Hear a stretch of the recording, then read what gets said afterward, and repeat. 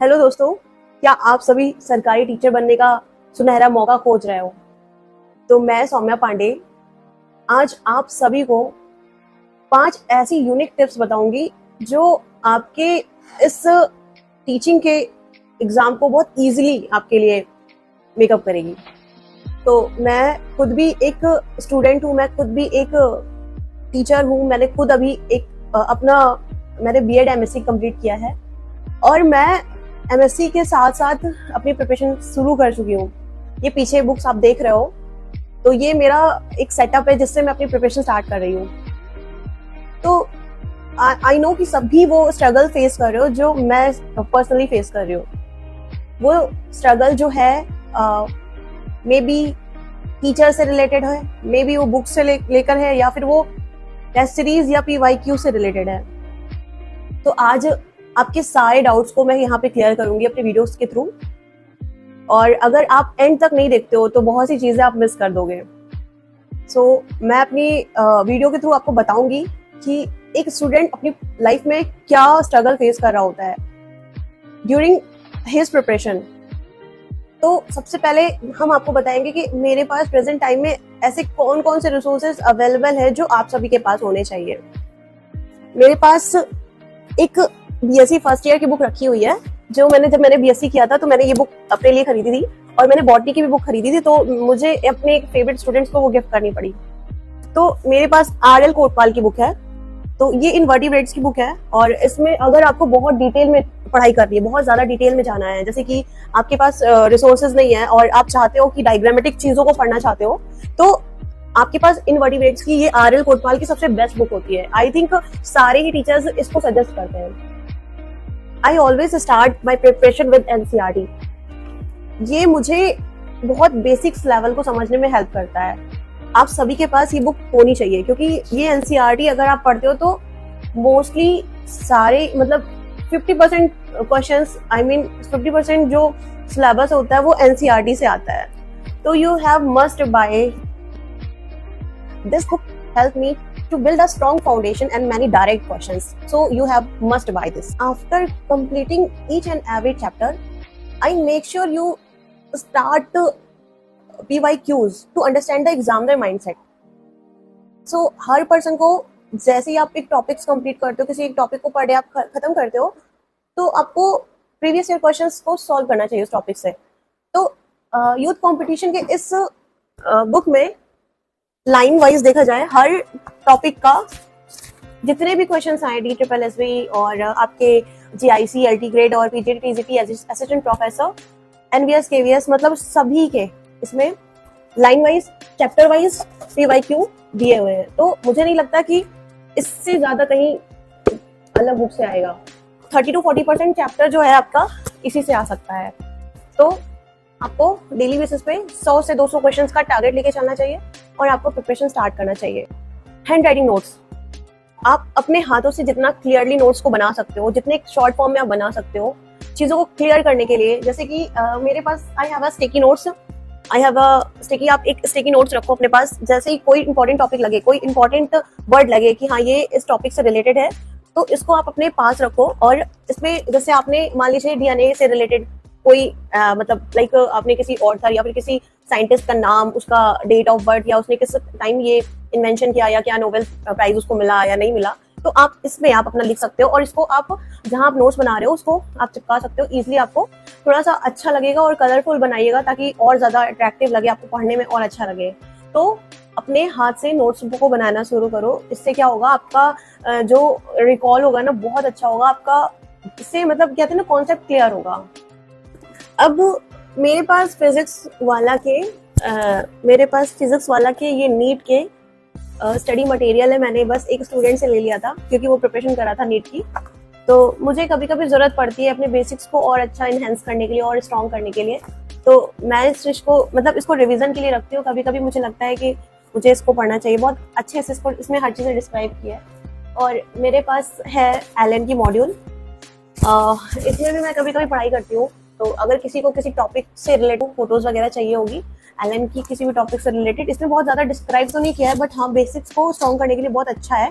और इसमें इतने ज्यादा क्वेश्चंस दिए हैं, इतने ज्यादा इसमें प्रीवियस ईयर क्वेश्चन पेपर भी हैं और कुछ आपको जैसे रिवीजन के लिए आपको मॉक टेस्ट देने के लिए इससे बहुत से क्वेश्चंस मिल जाते हैं। तो मैंने इसको जस्ट ऐसे ही रख लिया था, मैंने ऑर्डर किया था इसको और मुझे थोड़ी महंगी पड़ गई थी। मगर अगर आपको कोई भी हेल्प चाहिएगा, लाइक किसी भी टॉपिक से रिलेटेड आपको नोट्स चाहिए होगा, पीडीएफ चाहिए होगा, तो मेरे पास टेलीग्राम है, मैं टेलीग्राम आपको सजेस्ट कर दूंगी। और जल्द ही पहले मैं सोचती हूँ कि कोई कांटेक्ट हो तो मैं उस पर अपना नोट्स वगैरह शेयर करूँ, तो मैं एक टेलीग्राम का अकाउंट बनाऊंगी, उसमें मैं अपना नोट्स जो मैं पढ़ रही हूँ प्रेजेंट टाइम में मैं आपको शेयर करूंगी। और दूसरी चीज, आप जितना ज्यादा रिवीजन करते हो, आप जितना ज्यादा क्वेश्चन सॉल्व करते हो, उतनी चीजें क्लियर होती हैं, उतना माइंड आपका उस क्वेश्चन को लिए उस क्वेश्चन के लिए आपको मतलब कहते हैं ना कि आपको कभी कभी गलती नहीं करने देता। तो आप ज्यादा से ज्यादा क्वेश्चन सॉल्व करो, per day 100 to 300 400 question solve करो। और आपके पास टाइम बहुत कम है, दिसंबर तक शायद ये एग्जाम हो जाएगा, अभी किसी तरह की नोटिफिकेशन नहीं आई है। और अपने टारगेट को सेट करो कि मुझे डेली 5 से 6 7 घंटे 8 घंटे पढ़ाई करनी है। आप अपना टाइम टेबल फिक्स करो, हेल्थ पे ध्यान दो और किसी एक टीचर को फॉलो करो। जैसे मैं फॉलो करती हूँ अमित सर को, अडर 24/7 पे पढ़ाते हैं। अडर 24 पे एक अच्छे लेक्चरर हैं, मतलब इनको काफी नॉलेज है और ये डिटेल वीडियो मतलब आजकल ये कुछ क्वेश्चन ज्यादा से ज्यादा ये मतलब फ्री प्रोवाइड कर रहे हैं। और फिजिक्स वाला पे भी काफी है। और एक टीचर मैं जिनको मतलब अच्छे से आपको बताती हूँ कि बहुत अच्छी टीचर है मेरे लिए, तो वो एक तरह के मेंटोर है, अंजू मौर्य मैम। बहुत ही डिटेल्ड, मतलब उनका एक भी टॉपिक ऐसा होता नहीं है जो समझ ना आए। मैं फर्स्ट अंजू मौर्य मैम को रिकमेंड करूंगी और सेकंड अमित सर को। अमित सर जो पढ़ाने का एक होता है ना, मैं अंजू मौर्य मैम से मैंने हार्ट एनाटॉमी और सर्कुलेशन पढ़ा था, सर्कुलेटरी सिस्टम पढ़ा था, मुझे समझ में आया था। बट कहीं कहीं लास्ट में कुछ वीडियोस मैंने देखा था जो मुझे थोड़ा सा क्लियर डाउटफुल था मेरे लिए, तो वो मैंने अमित सर के पीवाईक्यू वगैरह सॉल्व किए थे और मॉक टेस्ट उन्होंने सर्कुलेटरी सिस्टम का यूट्यूब पे अपलोड किया है। आज भी उन्होंने पढ़ाया था, तो काफी अच्छे से मुझे क्लियर हो गया है।